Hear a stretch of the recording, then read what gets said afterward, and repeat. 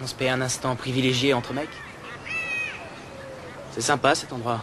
C'est votre truc les signes ou quoi? C'est un genre de fétichisme? Je sais pas, ça vaut peut-être qu'on passe un moment là-dessus.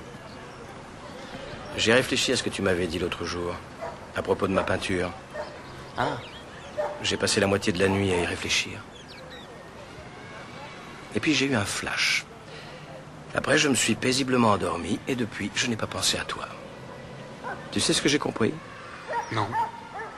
Tu n'es qu'un gosse. Tu parles sans avoir la moindre idée de ce dont tu parles. Merci beaucoup. Pas de quoi. Tu n'es jamais sorti de Boston? Non. Si je te dis de me parler d'art, tu vas me balancer un condensé de tous les livres sur le sujet. Michel-Ange. Tu sais plein de trucs sur lui. Sur son œuvre, sur ses choix politiques, sur lui et sur le pape, ses tendances sexuelles, tout le bazar, quoi. Mais je parie que ce qu'on respire dans la chapelle Sixtine, son odeur, tu connais pas. Tu ne peux pas savoir ce que c'est que de lever les yeux vers le magnifique plafond. Tu sais pas. Si je te dis de me parler des femmes, tu vas m'offrir un topo sur les femmes que tu as le plus aimées. Il t'est peut-être même arrivé de baiser quelquefois.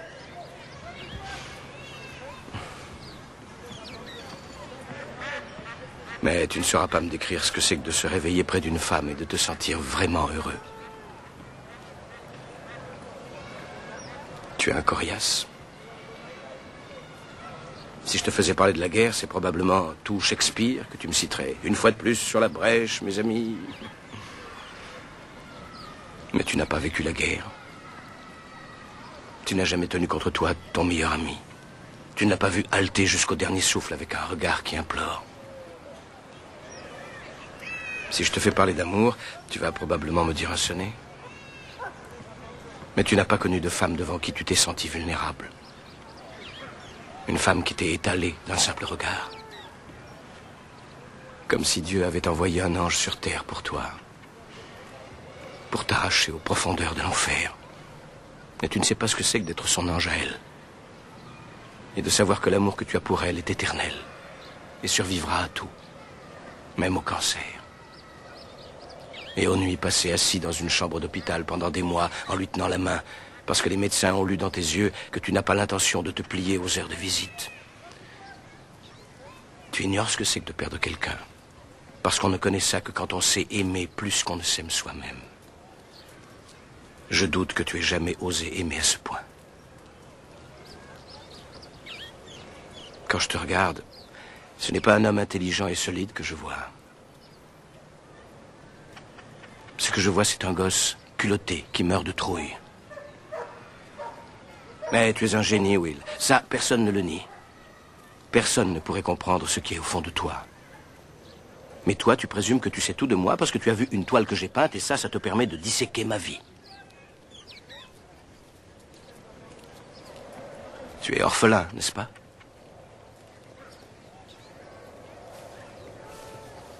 Tu crois que je sais quelque chose des difficultés que tu as rencontrées dans la vie, de ce que tu ressens, de ce que tu es, sous prétexte que j'ai lu Oliver Twist? Est-ce que ça suffit à te résumer? Personnellement, j'en ai vraiment rien à foutre de tout ça, parce que je vais te dire, je n'ai rien à apprendre de toi que je ne lirai pas dans n'importe quel bouquin.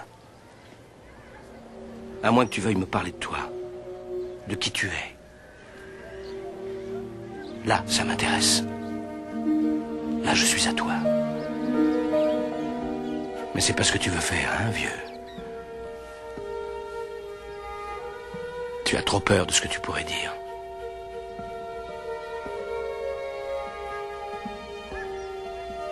La balle est dans ton camp.